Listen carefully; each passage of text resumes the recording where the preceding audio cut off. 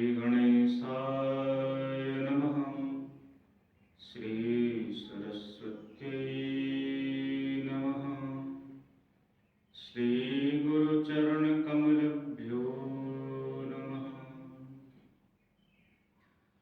आइए हनुमंत विराजिए, कथा कहूँ मति अनुसार। प्रेम सहित गादी धरूं, पधारिए पवन कुमार। सियावर राम जय जय राम। ध्येयं सदा परिभवग्नमभीष्टदोहम्। तीर्थास्पदं शिवविरिञ्चिनुतं शरण्यं। भृत्यार्थिहं प्रणतपालभवाब्धिपूतं। वन्दे महापुरुष ते चरणारविन्दम्। वंशी विभूषित करान्नवनीरदाभात्। पीताम्बरादरुणविन्द बफलाधरोष्ठात्। पूर्णेन्दुसुन्दरमुखादरविन्दनेत्रा। कृष्णात् परं किमपि तत्त्वमहं न जाने। नारायणं नमस्कृत्य नरं चैव नरोत्तमं। देवीं सरस्वतीं व्यासं ततो जयमुदीरयेत्। सीतानाथ समारम्भां श्रीरामानन्दाय मध्यमाम्। अस्मदाचार्यपर्यन्तां वन्दे गुरुपरम्पराम्। गौराङ्गं रसमयं नित्यं रसाचार्यं रसोत्सुकं। श्रीरामहर्षणदेवाख्यं सद्गुरुं प्रणमाम्यहम्। जय जय श्री राधारमण, जय जय नवल किशोर। जय गोपीचित चोर प्रभु, जय जय माखन चोर। बोले वृंदावन बिहारी लाल की जय। श्रीमद् भागवत महापुराण की जय। श्री गुरुदेव भगवान की जय। भक्त बलवंत हनुमंत लाल की जय। नारायण परम मंगल में अकारण करुणा वर्णमाली। भक्त वांछा कल्पतरु तड़ित विरिंदित पीताम्बरधारी। श्री बालकृष्ण लाल की वांग्मयी प्रतिमूर्ति, शब्दमयी प्रतिमूर्ति श्रीमद् भागवत महापुराण। 3 दिवस मुझे कहना है कथा, उसके बाद माता महाराज जी आ जाएंगे तो अपनी वाणी से आप लोगों को रामचरितमानस की जो रसधारा कल 2 दिन प्रवाहित हुई है उसमें फिर आपको गोता लगाने का अवसर मिलेगा। तब तक इस अबोध बालक से टूटी फूटी वाणी में कुछ जो कुछ ठाकुर जी प्रेरणा करें कह लें, उसको आप श्रवण कर लीजिए। तो 3 दिवस तक हमने ये विचार बनाया है कि श्रीमद् भागवत पर हम 3 दिन तक 2 सत्रों की कथा होती है सुबह शाम, तो उसी पर कुछ चर्चा होगी। तो कथा में प्रवेश करने से पूर्व जैसा एक शास्त्रीय विधान भी है, आप जानते हैं कि 2 मिनट भगवान नाम संकीर्तन होता है, क्योंकि वाणी भगवान के नाम से पवित्र होती है। इसलिए भगवान का नाम बनाया ही इसीलिए गया है कि भक्त इस नाम को गा करके भव सागर से तर जाए। तो उस भगवान नाम का हम और आप सब लोग प्रेम से ताली बजाते हुए भगवान के नाम का आश्रय लें और श्री ठाकुर जी आगे इससे प्रेरणा करेंगे, उस हिसाब से हम भागवत कथा में प्रवेश करेंगे।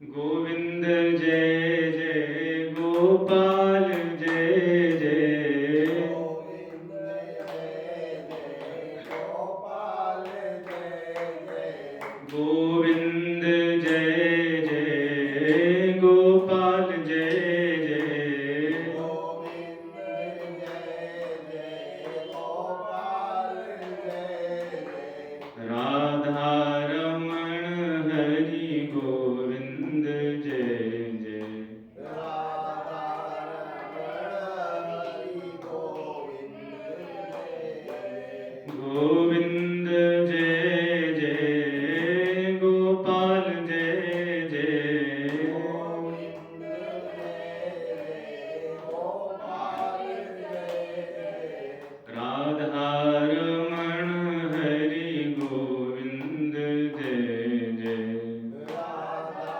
रमण हरि गोविंद जय जय, गोविंद जय जय गोपाल जय जय, गोविंद जय जय गोपाल जय जय, राधा रमण हरि गोविंद जय जय, राधा रमण हरि गोविंद जय जय, बोले श्री राधा कृष्ण भगवान की जय, श्री सीतारामचंद्र भगवान की जय, उमापति महादेव की जय श्री संत भगवान की जय।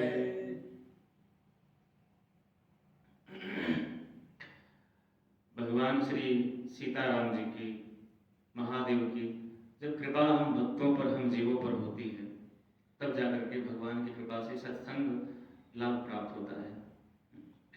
क्योंकि संतों ने कहा भी है, और मानस में तो बड़ी सुंदर बात गोस्वामी जी कहते हैं कि जब द्रवहि दीन दयाल राघव साधु संगत पाइए।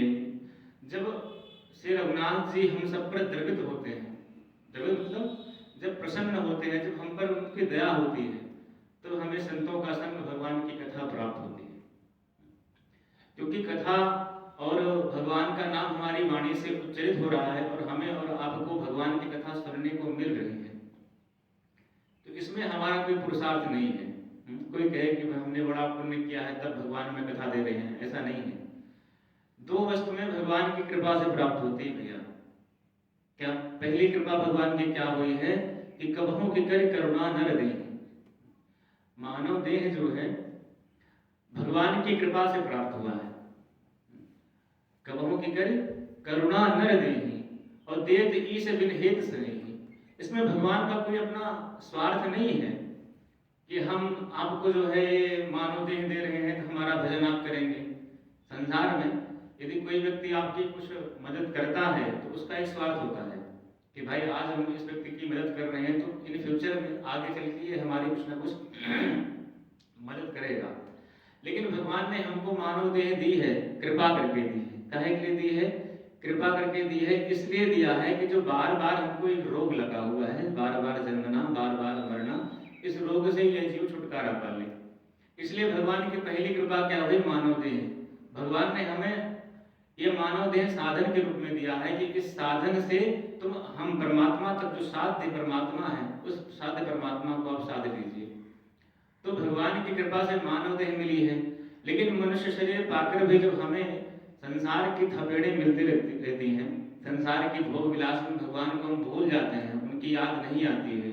और जब भगवान देखते हैं और जब देखते हैं कि यह जीव इतना परेशान हो रहा है, इसको कुछ आनंद नहीं मिल रहा संसार में, तब ठाकुर जी कृपा करके हमें कथा प्रदान कर देते हैं।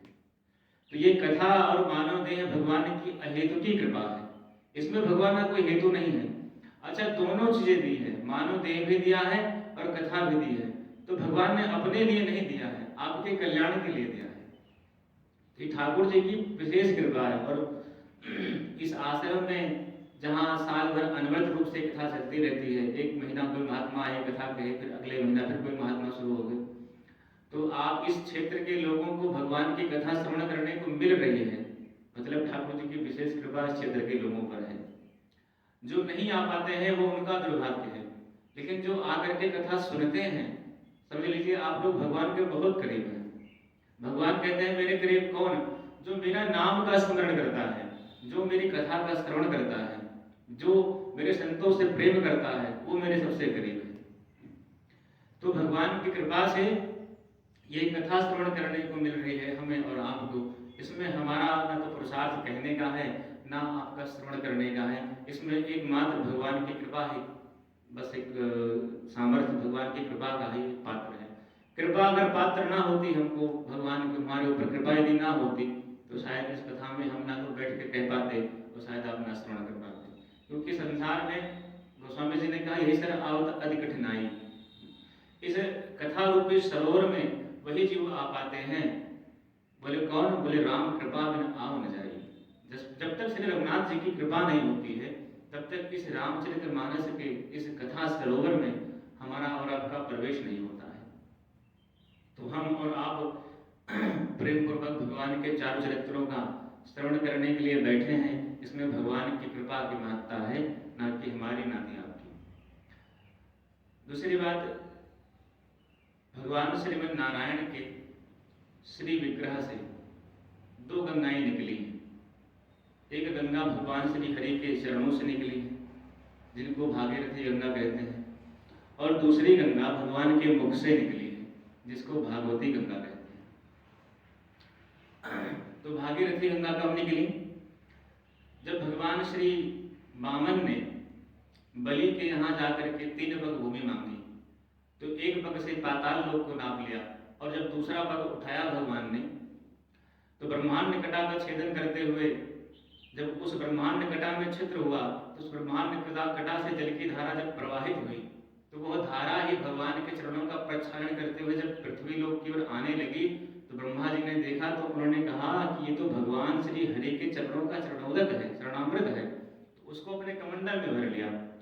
तो वही जल की धारा जो ब्रह्मा भगवान के चरणों का चरणोदक ब्रह्मा जी ने अपने कमंडल में धर लिया था, वही धारा फिर सूर्यमंडल चंद्रमंडल से होती हुई स्वर्ग में प्रवाहित हुई, और उस धारा के जब स्वर्ग में आई तो उसके 4 भाग हो गए। कौन कौन से 4 भाग हो गए? सीता, अलकनंदा, चक्षु, भद्रा, ये नाम है। तो हमारे यहाँ जो गंगा जी प्राप्त होती हैं उनका नाम क्या है? अलकनंदा। जो भागीरथी की तपस्या से भगवान शंकर की जटाओं से निकल करके गोमुख से निकली हुई हैं और पूरे भारतवर्ष को पवित्र कर रही हैं, ये गंगा मैया की महिमा है। ये गंगा जी हैं, ये भगवती गंगा है जो भगवान श्री हरि के चरणों से निकली। और 5वें स्कंध में श्रीमद् भागवत के सुखदेव जी स्वयं गंगा जी की महिमा में कहते हैं, ये श्याम स्नानार्थम च गच्छता पुंसा पदे पदे राजसूय अश्वमेधादि नाम फलम न इति दुर्लभम इति। कहते हैं कि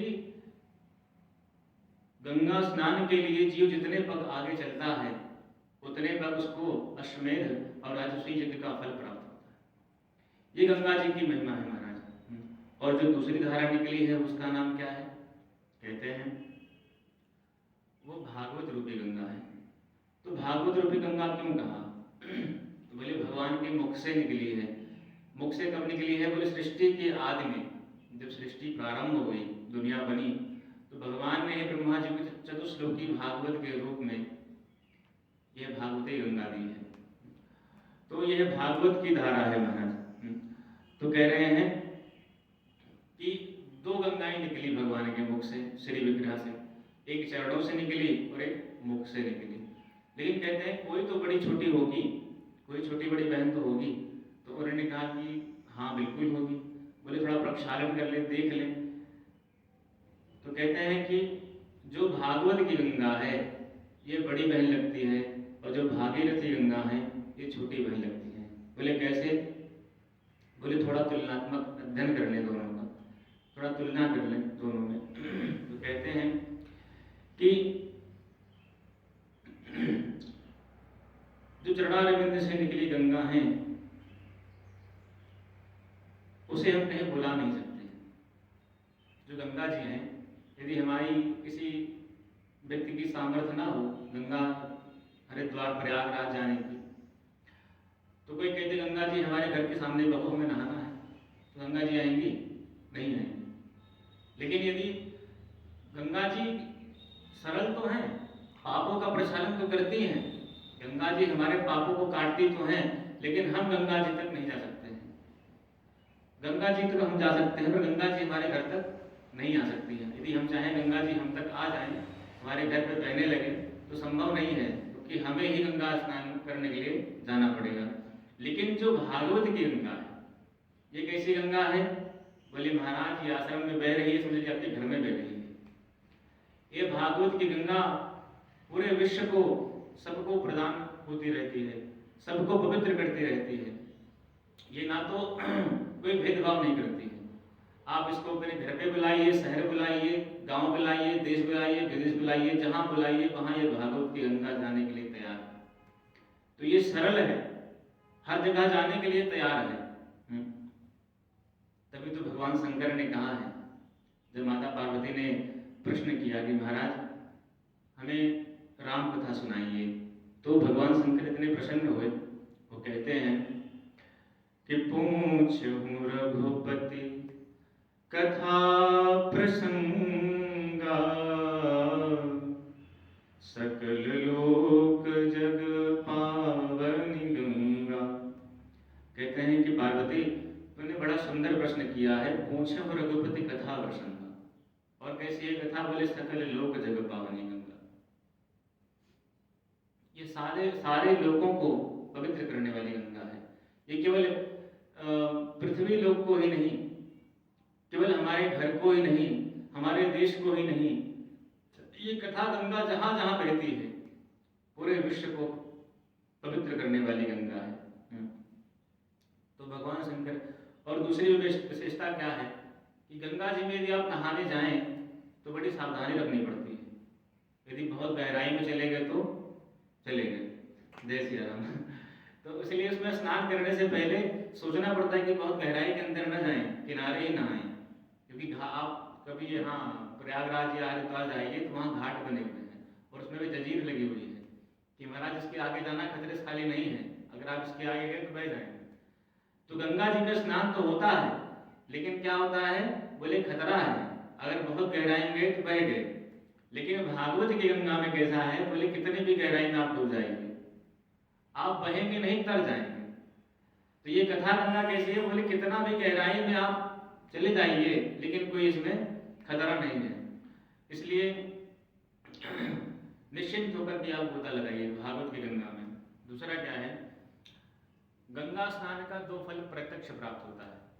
पहला, अभी जेठ महीना आ रहा है, इसी सावन फागुन के बाद में धीरे धीरे आएगा, गर्मी तेज पड़ेगी, तो कभी गंगा स्नान करने के लिए जाइए आप, 2 फल जो है प्रत्यक्ष प्राप्त होते हैं। पहला, बहुत गर्मी लगी हो, कपड़े उपड़े निकाल करके गंगा जी में स्नान करो तो तुरंत गर्मी शांत हो जाती है। और दूसरा, यदि हमारे शरीर में कोई मल लगा हुआ है, मैल लगी हुई है, तो वो मैल भी खत्म हो जाती है।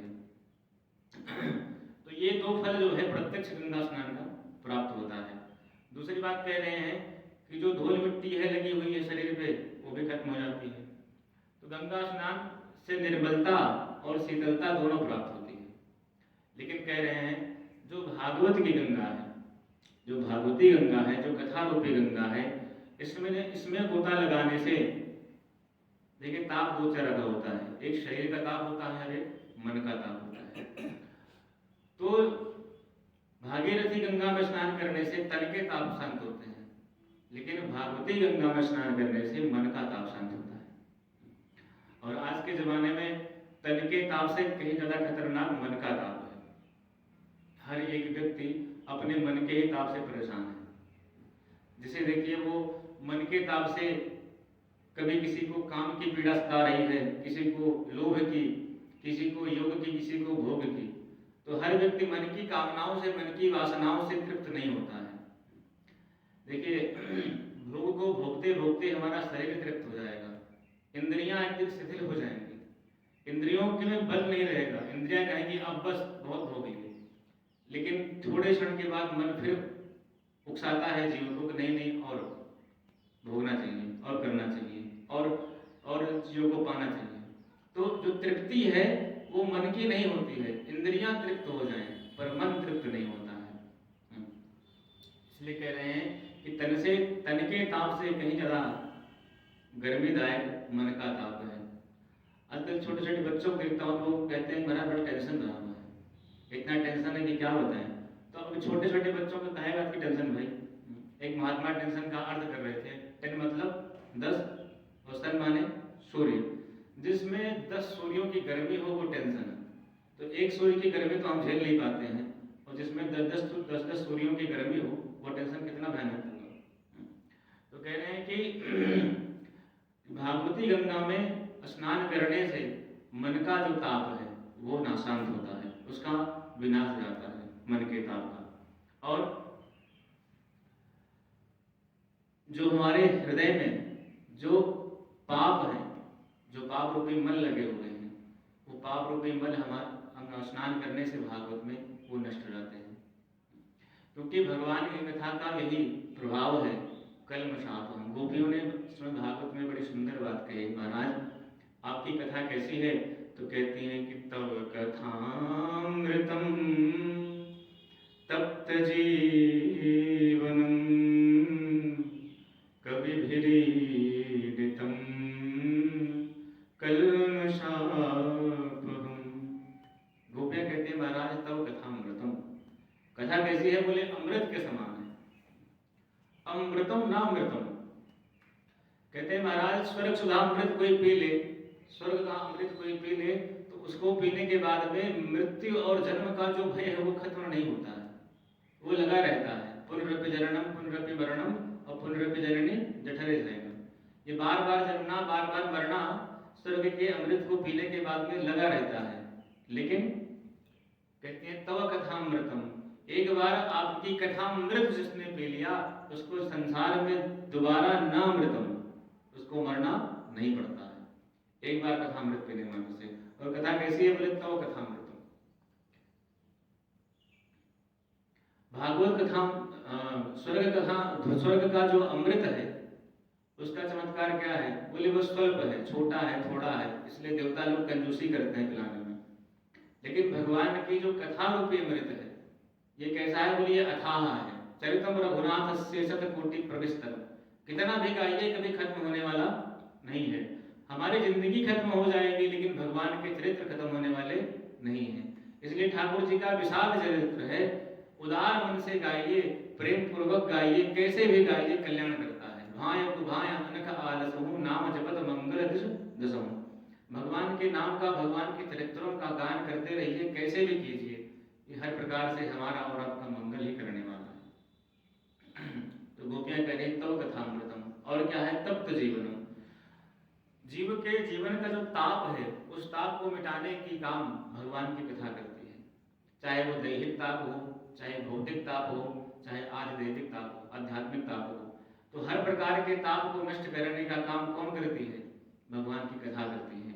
गोपियां कह रही महाराज तव कथामृतम तप्त जीवनम और कवि भ्रीडितम कल्मषापहम। और ये कथा क्या है? कह रहे हैं कि जो जीव के पाप हैं उन पापों को नष्ट करने का काम भगवान की कथा करती है। पाप प्रक्षालन का सरलतम साधन यदि कोई है वो भगवान की कथा है, भगवान का नाम है। देखिए 3 वस्तुएं हैं हमारे जीवन में होनी चाहिए। क्या क्या?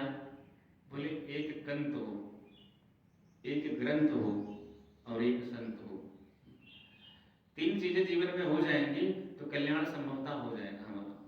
एक कंत मतलब एक स्वामी हो, एक इष्ट हमारा कोई होना चाहिए जिससे अपने सुख दुख सब कुछ हम उसको कह सकें, अपने अंतर्गत के जो भाव हैं उनको हम उससे कह सकें। एक हमारा इष्ट हो, चाहे राम जी हो, चाहे कृष्ण जी हो, चाहे भगवान शंकर हो, चाहे जो एक कंत हो और एक ग्रंथ हो। एक ग्रंथ हमारे जीवन में होना चाहिए, हमारा इष्ट ग्रंथ होना चाहिए, चाहे रामचरितमानस हो, चाहे भागवत हो, चाहे गीता हो, चाहे भक्तमाल हो। इतने सारे ग्रंथ हमारे यहाँ पे सनातन धर्म में हैं। किसी भी ग्रंथ का आश्रय ले लिया जाए, चाहे हनुमान चालीसा ही क्यों ना हो। कहने के लिए हनुमान चालीसा छोटा सा ग्रंथ है लेकिन महिमा उसकी बहुत बड़ी है। तो एक कंत हो, एक इष्ट हो, एक ग्रंथ हो और एक संत हो, एक ही गुरु होना चाहिए। जिसके चरणों में हमारी सारी इच्छाएं, सारी कामनाएं, सब कुछ हम उसको कह सकें, उसको बता सकें, तो हमारा क्या हो जाएगा? बोले कल्याण हो जाएगा महाराज। तो जो भगवान की कथा है, वो कथा क्या करती है? बोले हमारे कल्मशों को, हमारे पापों को दूर करती है। और कह रहे हैं किसी भी दृष्टि से देखा जाए तो भागीरथी गंगा भगवान के चरणों से निकली है, और जो गोविंद मुखी गंगा है, जो भागवती गंगा है, वो गोविंद मुख से निकली है, इसलिए श्रेष्ठ है। दूसरी बात, चरणों का स्थान नीचे है और मुख का स्थान ऊपर है। इस दृष्टि से भी देखा जाए तो भागवत की गंगा जो है, भगवान की कथा रूपी जो गंगा है, वो हर प्रकार से श्रेष्ठ ही है। इसलिए तो इस कथा रूपी गंगा में हम प्रवेश करें। ये तो एक थोड़ा सा छोटी सी भूमिका बनाई कथा की। और श्रीमद् भागवत के महत्व में श्री वेदव्यास जी ने भगवान श्री कृष्ण के बारे में कहते हुए कहते हैं, देखिए हम किसी भी वस्तु की तरफ आकृष्ट कब होते हैं? कोई भी साधारण जीव किसी इंसान की ओर तब आकृष्ट होता है, वो तीन वस्तुएं देखता है। पहला स्वरूप, दूसरा कर्म और तीसरा स्वभाव। स्वरूप अच्छा है लेकिन कर्म अच्छा नहीं है तो वो व्यक्ति बेकार है। स्वरूप और कर्म दोनों अच्छे हैं लेकिन स्वभाव बेकार है, तब भी मजा नहीं आएगा। मजा कब आएगा? जब तीनों सरल हो, तब अच्छा लगता है। तो श्रीमद् भागवत में महत्व में श्री वेदव्यास जी ने मानो भगवान श्री कृष्ण के स्वरूप लक्षण, कर्म लक्षण और स्वभाव लक्षण तीनों को बता रहे हैं। क्या बता रहे हैं? कि सच्चिदानंद रूपाय विश्वोत्पत्त्यादि हेतवे तापत्रय विनाशाय श्री कृष्णाय वयं। हम सब मिलकर के भगवान श्री कृष्ण को प्रणाम करते हैं। कैसे कृष्ण हैं? बोले श्री कृष्णाय वयं। श्री सहितम कृष्णाय वयं नमः। श्री कौन है? बोले श्री राधा है। क्योंकि भगवान, हमारे जितने देवता हैं, जितने भगवान हैं, चाहे वो शंकर जी हों, चाहे राम जी हों, चाहे कृष्ण जी हों, वो शक्ति संपन्न जब होते हैं तब उनकी पूजा होती है। भगवान राम जब सीता जी से वियोग उनका होता है तब उनके पास कोई उनकी वंदना करने नहीं आता है। सब लोग भगवान को बस खाली दूर से देखते, प्रभु जी बड़े उदास हैं, रोते रहते हैं। लेकिन जब वही राम रावण को मार करके अयोध्या की गद्दी पर, जब राजगद्दी पर बैठते हैं, तो चारों वेद वंदना करने भगवान के आते हैं। ब्रह्मा जी आते हैं, सरकादिक आते हैं, शंकर जी आते हैं, सब वंदना करने आते हैं। भगवान शंकर जब सती से वियोग हुआ तो शंकर जी की वंदना करने, शंकर जी की पूजा करने कोई नहीं आया। लेकिन जब वही भगवान शंकर माता पार्वती के रूप में जो सती माता प्राप्त हो गई, तब उनकी वंदना करने देवता भी आते हैं, ब्रह्मा जी भी आते हैं, सब आते हैं। तो ब्रह्म की उपासना तो है, लेकिन कैसे ब्रह्म की उपासना है? बोले शक्ति संपन्न ब्रह्म की उपासना है। शक्ति विहीन ब्रह्म की उपासना नहीं है, शक्ति से संपन्न ब्रह्म की उपासना है। इसलिए कह रहे हैं कि श्री कृष्णाय वयं नमः। तो श्री मतलब श्री राधा जी, श्री राधा कृष्ण के सहित जो कृष्ण हैं उनको हम प्रणाम कर रहे हैं। देखिए एक शब्द है राधे श्याम। राधे श्याम का जो रकार है उसको हटा दिया जाए तो क्या हो जाएगा? आधे श्याम। तो भगवान पूर्ण कब हैं? जब श्री राधा जी, श्री किशोरी जी उनके साथ हैं, तब भगवान पूर्ण है। इसलिए कह रहे हैं श्री राधे श्याम। तो श्री कृष्णाय वयं नमः। तो भगवान का स्वरूप लक्षण क्या है? बोले सच्चिदानंद रूपा। कैसे हैं प्रभु? बोले सत घन, चित घन और आनंद घन है। घन का मतलब होता है ठोस, ठोस जिसमें जहां पर सत का अभाव ना हो, जहां पर चित का अभाव ना हो, जहां पर आनंद का अभाव ना हो। चित का मतलब होता है, सत का मतलब होता है जहां असत का प्रवेश ही ना हो। चित का मतलब होता है जहां, चित माने ज्ञान, जहां अज्ञान का प्रवेश ना हो। और आनंद का मतलब होता है ऐसा सुख जिस सुख में दुख का लेश ना हो, प्रवेश ही ना हो। इसलिए आप जानते होंगे भगवान क्या है? सच्चिदानंद है। और ठाकुर जी की लीलाएं ऐसी होती हैं कि भगवान की सगुण लीला जो होती है, उस सगुण लीला में अच्छे अच्छे महात्मा, अच्छे अच्छे देवता देवियाँ चक्कर में पड़ जाती हैं।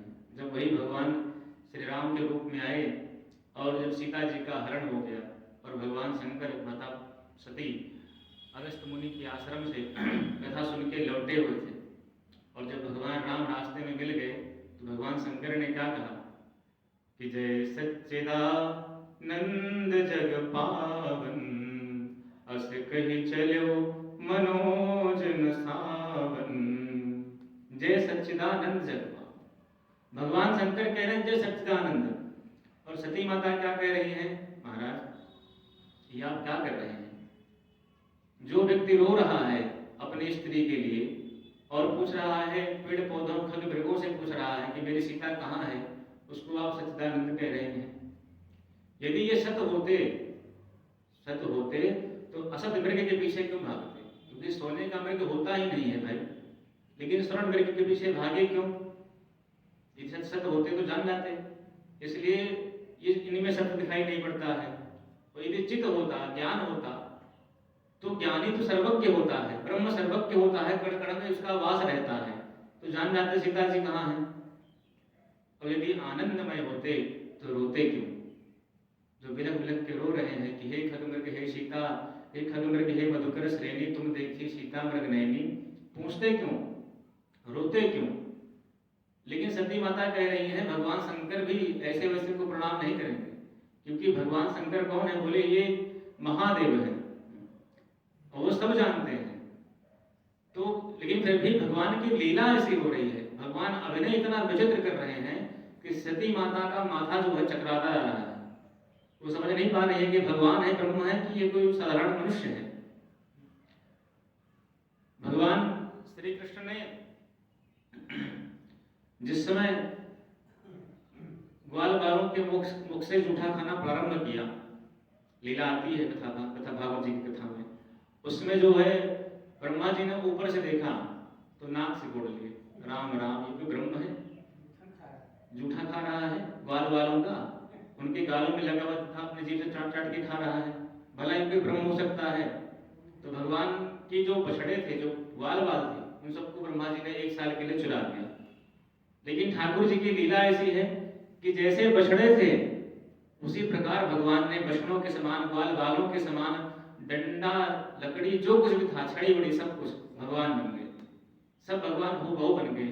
1 साल के बाद ब्रह्मा जी ने देखा, तब उनको एहसास हुआ कि महाराज हमसे गलती हो गई, क्षमा करें, आप ही ब्रह्म हैं, सारी सृष्टि को बनाने वाले आप ही हैं, हम आपसे कहाँ कुछ कर सकते हैं। तो भगवान की लीला सगुण ऐसी होती है कि अच्छे अच्छे ब्रह्मज्ञानी की बुद्धि चकरा जाती है। इसलिए कह रहे हैं कि जो सच्चिदानंद रूप है, अखंडम सच्चिदानंदम अवांग मनस गोचरम, अखंडम सच्चिदानंदम, वेदांत सार में श्लोक आया है, अखंडम सच्चिदानंदम, भगवान का स्वरूप ऐसा है जो कभी खंडित नहीं होता है। देखिए हमारा जो आनंद है, हमारा जो सुख है, हमारा जो ज्ञान है, वो खंडित होता रहता है। बोले महाराज सत्य तो हम भी हैं, सत्य हम कैसे हो सकते हैं? हमारे बाबा जी सत्य थे, वो भी कहते थे हम सत्य हैं, लेकिन आज नहीं है। यदि सत्य होते तो हमेशा होते। यदि हम ये कहें हमारा ज्ञान हमेशा बना रहता है, लेकिन हमारा ज्ञान हमेशा नहीं बना रहता है, वो कभी न कभी हमारा ज्ञान खंडित हो ही जाता है। और आनंद कहते हैं सुख भी हमारा खंडित होता रहता है, आनंद भी हमारा खंडित होता रहता है। लेकिन ठाकुर जी का न तो सत्य खंडित होता है, ना उनका ज्ञान खंडित होता है, ना उनका आनंद खंडित होता है, वो निरंतर एक तरह बने रहते हैं। इसलिए भगवान का स्वरूप कैसा है? बोले सच्चिदानंद स्वरूप है। तो किसी ने कहा महाराज आपके भगवान हैं तो बड़े सुंदर सच्चिदानंद हैं, लेकिन जरा ये बताइए इनके कर्म क्या हैं?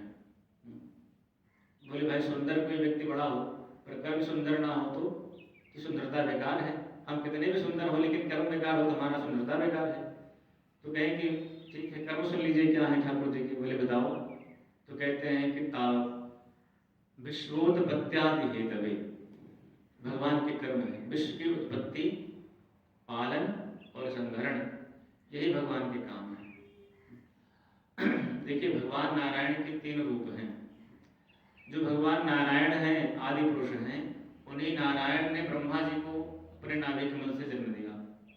उन्हीं नारायण ने भगवान शंकर को जन्म दिया और उन्हीं नारायण ने भगवान महादेव को जन्म दिया। तो ब्रह्मा जी के रूप में वही भगवान नारायण सृष्टि का सृजन करते हैं, भगवान विष्णु के रूप में वही भगवान नारायण सृष्टि का पालन करते हैं, और भगवान शंकर के रूप में वही भगवान नारायण इस सृष्टि का संहार कर देते हैं। इसलिए विश्वोत्पत्त्यादि हेतवे, विश्व की उत्पत्ति, पालन और संहरण, यही भगवान के दो तीन काम हैं, ये भगवान का कर्म है। बोले प्रभु जी स्वभाव स्वरूप बड़ा सुंदर है, कर्म भी बड़ा सुंदर है, लेकिन ये बताइए इनका स्वभाव कैसा है? कहते महाराज स्वभाव तो और भी प्यारा है। क्या है? बोले कि एक बार श्री ठाकुर जी के श्री चरणों में तापत्रय विनाशाय श्री कृष्णाय वंदना, एक बार श्री कृष्णचंद्र प्रभु को कोई प्रणाम कर दे कि हे भगवान हम आपके हैं, हम आपको प्रणाम कर रहे हैं, तो तापत्रय विनाशाय, तीन जो ताप हैं, दैहिक दैविक भौतिक, ये तीनों ताप तत्क्षण उसी पल उसी क्षण नष्ट हो जाते हैं। ये भगवान के तीन कर्म, स्वभाव, कर्म और स्वरूप का परिचय देते हुए कह रहे हैं। तो इस प्रकार से श्री ठाकुर जी को व्यास जी महाराज ने पहले ही श्लोक में प्रणाम किया है।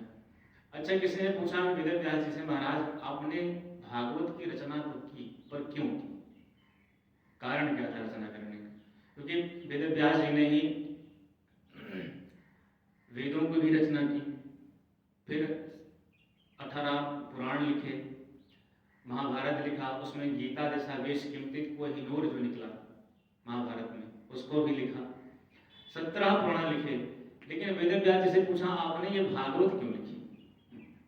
वेद व्यास जी ने कहा महाराज हमने रचना तो बहुत की, लेकिन जिस रचना को रचने से जब तक आत्मसंतुष्टि ना हो, मन संतुष्टि ना हो, तब तक रचना जो होती है वो व्यर्थ चली जाती है।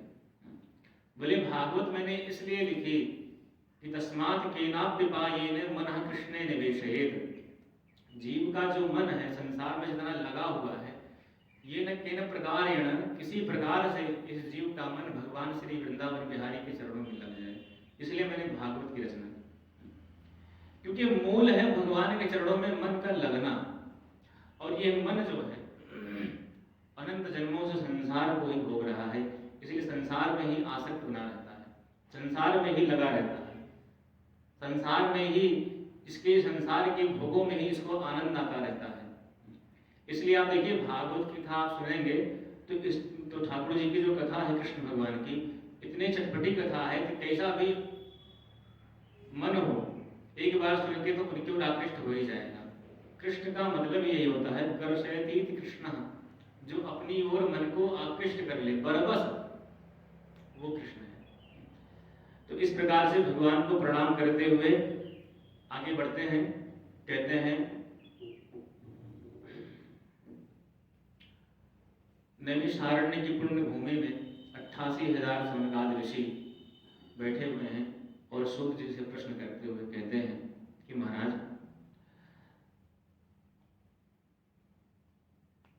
घोर कलिकाल आ गया है, और इस कलिकाल में जीव जो हैं बड़े आलसी हो गए, तो इस कलिकाल के जीवों का कल्याण कैसे हो, कृपा करके आप बताइए।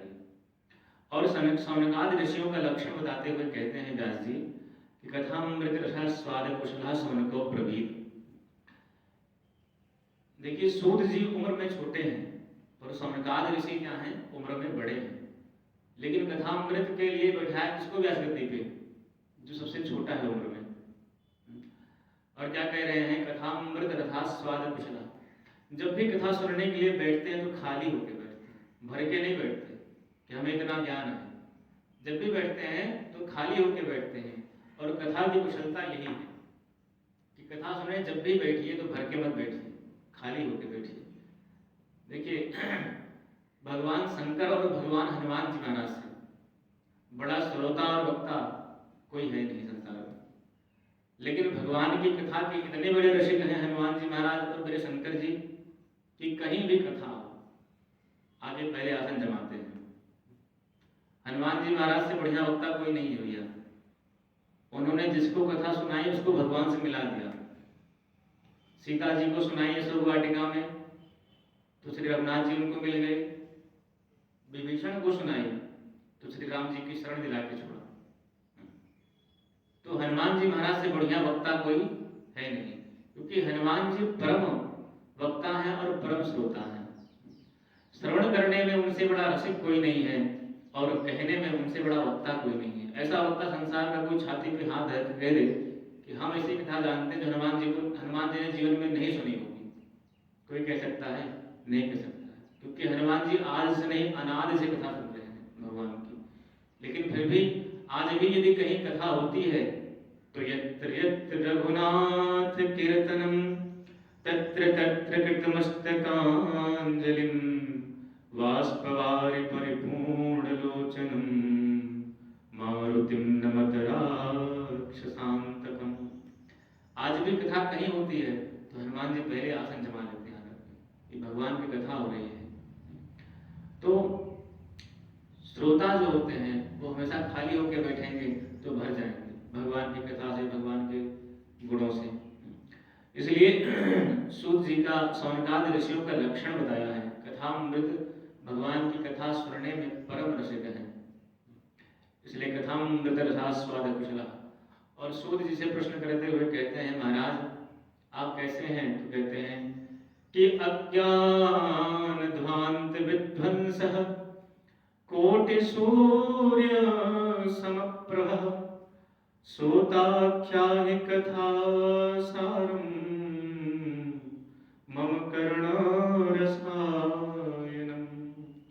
कहते हैं कि हे सूत जी महाराज, हमारा जो हृदय है अज्ञानांधकार में नित्य निरंतर रमा हुआ है, ध्वस्त हो रहा है।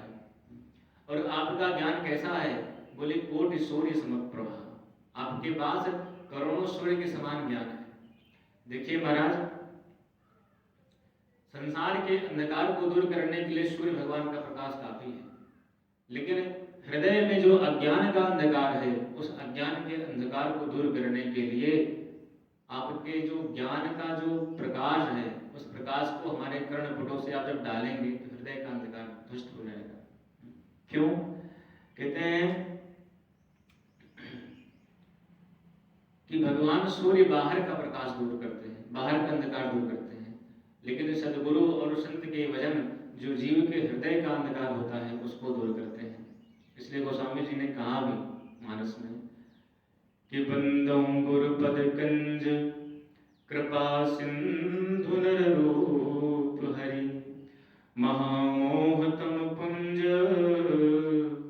जासु वचन रवि कर निकर। कहे बंदों गुरुपद कंज कृपा सिंधु नर रूप हरि, मैं गुरुदेव भगवान के चरण कमलों में प्रणाम करता हूँ। बोले कैसे हैं? बोले जो कृपा के सिंधु हैं। और कैसे हैं? बोले नर रूप में श्री हरि भगवान है। और क्या कह रहे हैं? बोले महामोह तम पुंज। अच्छा, दो चीजें हैं, मोह और महामोह। तो बोले मोह क्या है और महामोह क्या है? तो कहा रात्रियां दो होती हैं, एक पूर्णिमा की रात्रि होती है और एक अमावस्या की रात्रि होती है। बोले पूर्णिमा की रात्रि में चांद के प्रकाश से कुछ न कुछ दिखता है, वो मोह की रात्रि है। लेकिन अमावस की रात्रि में हमको हमारा हाथ भी नहीं दिखता है, ये महामोह की रात्रि है। इसलिए कह रहे हैं भगवान, हम संसार के जीव कलयुगी प्राणी इतने महामोही हो गए हैं कि हमें अपना तो क्या दूसरे का तो क्या अपना भी भला दिखाई नहीं पड़ता। इसलिए हमारे जन्म कर्म दोनों सब बेकार होते जा रहे हैं।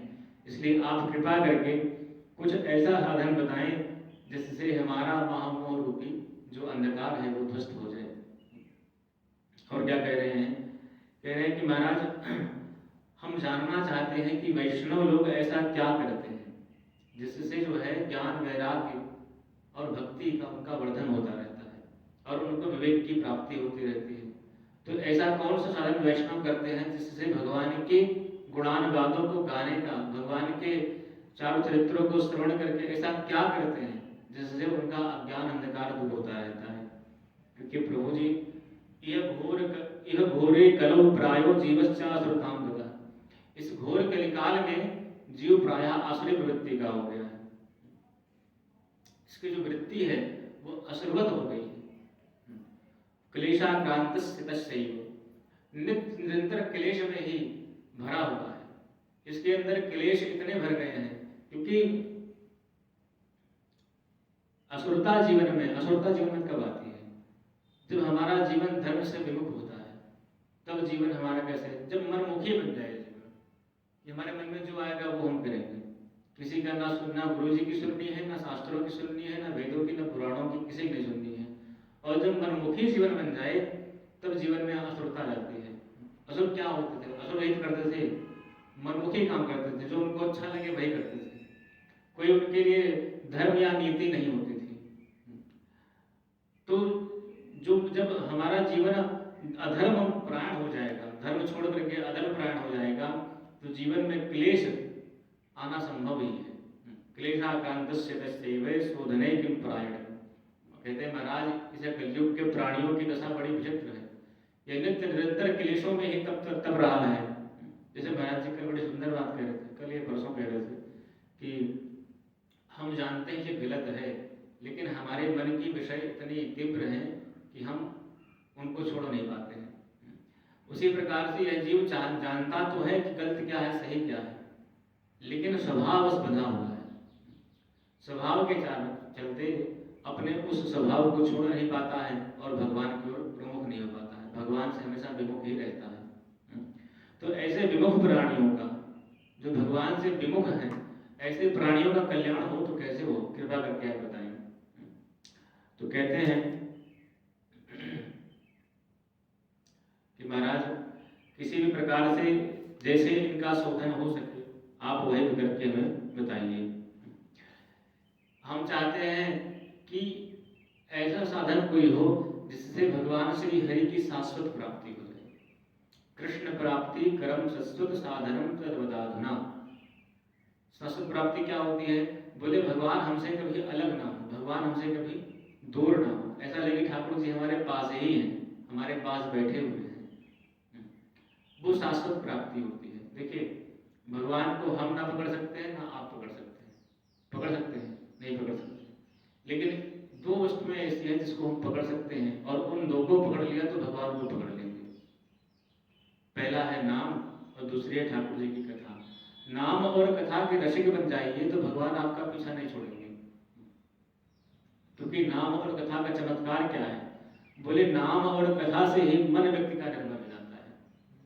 तो कबीरदास जी क्या कहते हैं कि कबीरा मन निर्मल भया जैसे गंगा नीर, और पाछे पाछे हरि फिरे कहत कबीर कबीर।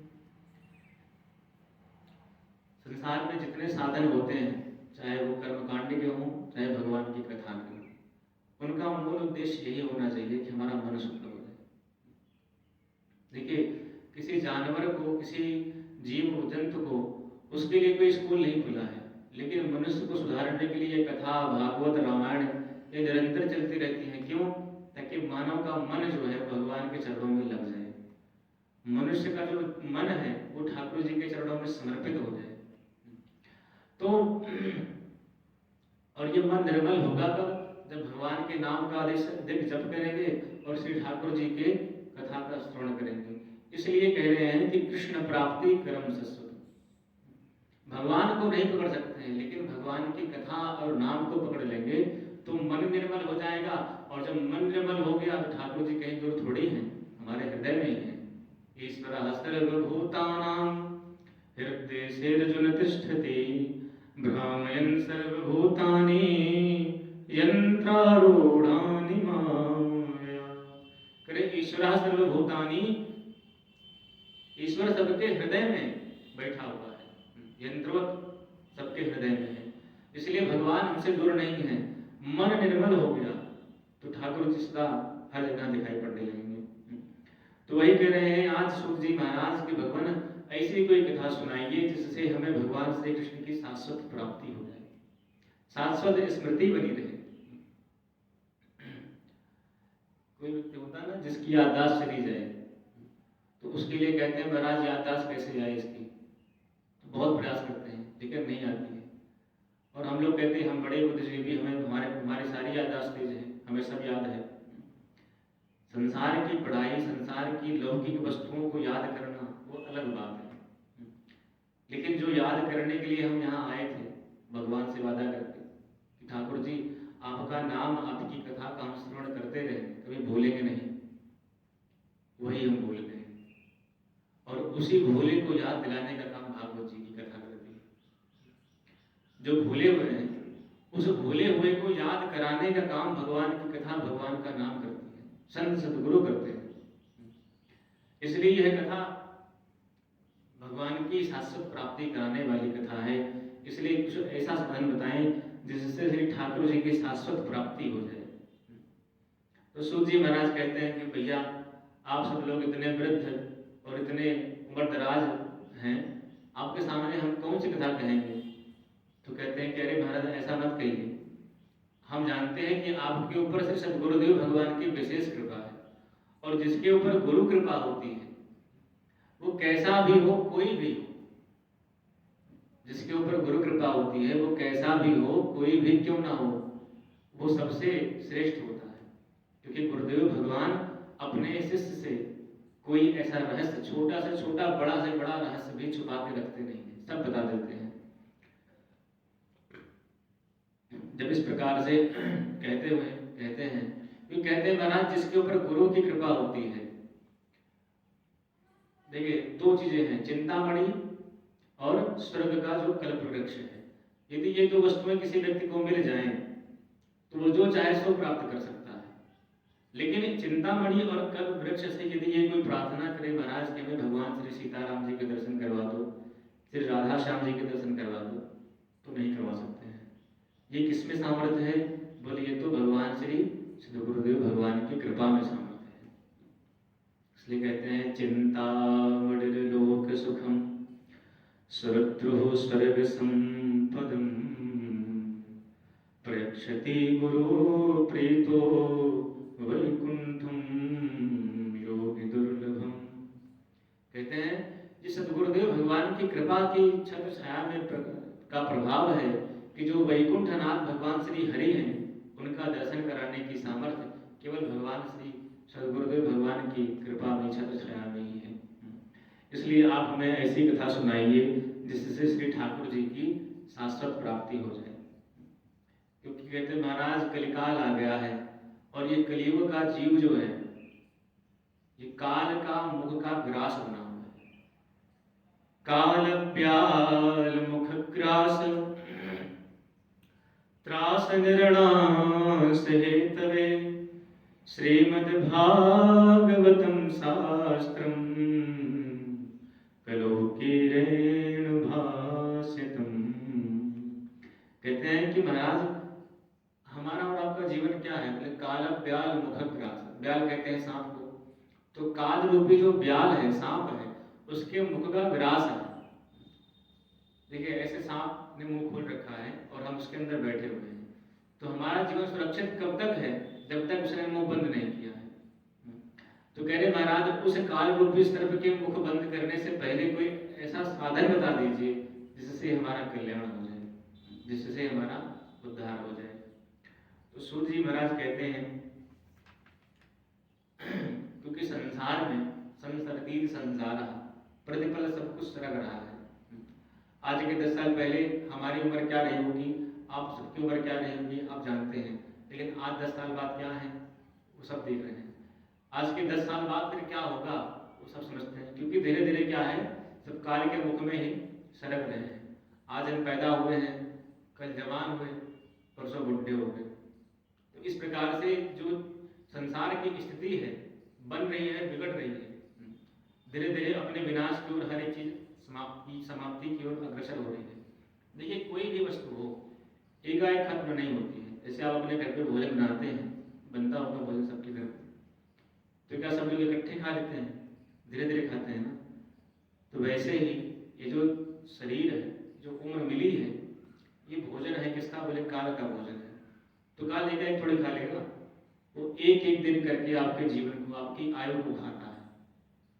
और जिस दिन उसको लग जाएगा कि अब इसका जो क्या है उम्र समाप्त हो चुकी है, उस दिन इकट्ठे खा लेगा, सब खत्म कर देगा। तो धीरे धीरे हमारी आयु को नष्ट कर रहा है कौन? बोले काल। तो बोले महाराज इस काल रूपी व्याध से बचने के लिए कोई उपाय हो तो आप बताएं, क्योंकि परिवर्तनशील संसार में हम नित्य निरंतर अपने विनाश की ओर अग्रसर हो रहे हैं। कह रहे हैं कि जिन भाव, क्योंकि सब कुछ छोड़ करके भगवत भजन करना अलग बात है और संसार में रह करके भगवत भजन करना अलग बात है। इसलिए कह रहे हैं कि कुछ भी आप कर लीजिए, क्योंकि जाना सबको है, चाहे वो राजा हो, चाहे रंग हो, चाहे फकीर हो, सब जाएंगे। इसलिए कह रहे हैं कि आप कृपा करके ऐसी कथा सुनाइए जिससे भगवान श्री हरि की शाश्वत प्राप्ति हो जाए और ठाकुर जी भी हम पर सब पर कृपा बरसती रहे। सूर्य जी प्रसन्न हो गए, बोले महाराज आपकी इतनी हम पर श्रद्धा है, इतनी भक्ति है, तो हम आपको ऐसी कथा सुनाएंगे जिससे आपको भगवान श्री कृष्ण की प्राप्ति हो जाए, शाश्वत प्राप्ति हो जाए। देखिए अपने कर्म अपने धर्म को करते हुए हम ठाकुर जी को ना भूलें, यही भगवान की शाश्वत प्राप्ति है और कुछ नहीं है। और महाराज जी की, स्वामी जी की इतनी बड़ी कृपा आप सब क्षेत्र वालों के ऊपर है ठाकुर जी की, कि आपको नित्य सत्संग मिल रहा है, ये भगवान की विशेष कृपा है। और भगवान से ये प्रार्थना करते रहिए कि ठाकुर जी ये कथा श्रवण बंद ना हो, ये मिलता रहे हमेशा, चलता रहे हमेशा, क्योंकि चाहे कल्याण एक व्यक्ति का हो चाहे सबका कल्याण हो।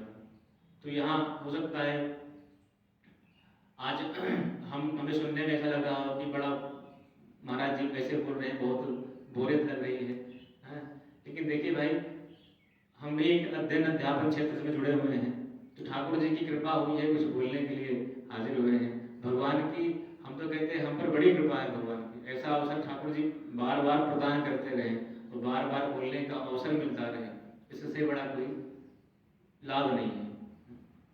क्योंकि जिह्वा, इंद्रियां हमारी जितनी हैं वो सब धन्य तभी हैं जब भगवान से जुड़ जाएं।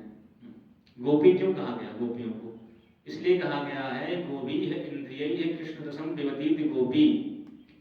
अपने समस्त इंद्रियों से जो कृष्ण रस का पान करे वो गोपी है। और गोपी किसी स्त्री का नाम नहीं है, गोपी जीव का नाम है।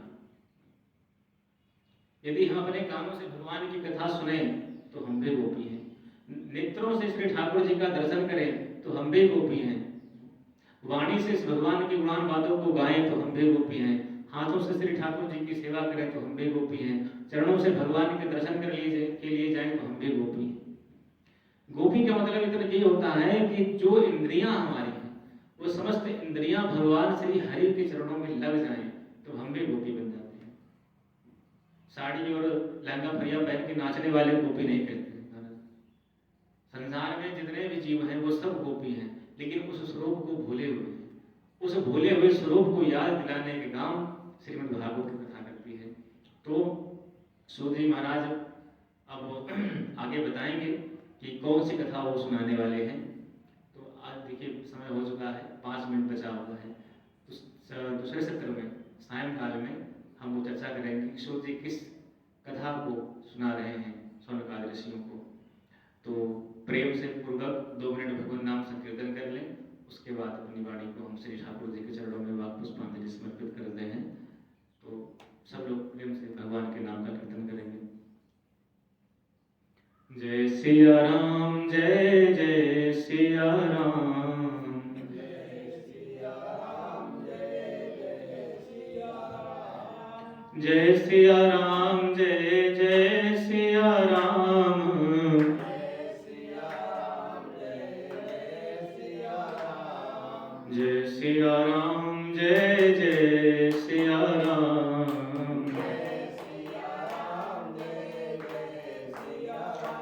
मंगल भवनय मंगलहारी,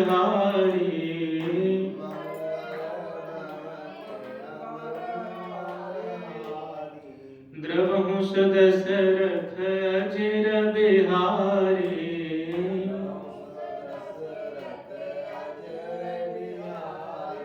जय सिया राम,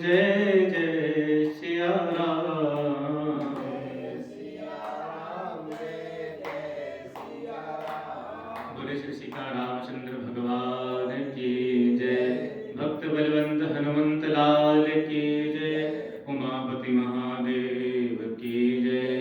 राधा कृष्ण भगवान की जय। सर्वे भवन्तु सुखिनः, सर्वे सन्तु निरामयाः, सर्वे भद्राणि पश्यन्तु, मा कश्चित् दुःखभाग् भवेत्। हरि ओम शांति शांति शांति। जय श्री सीताराम।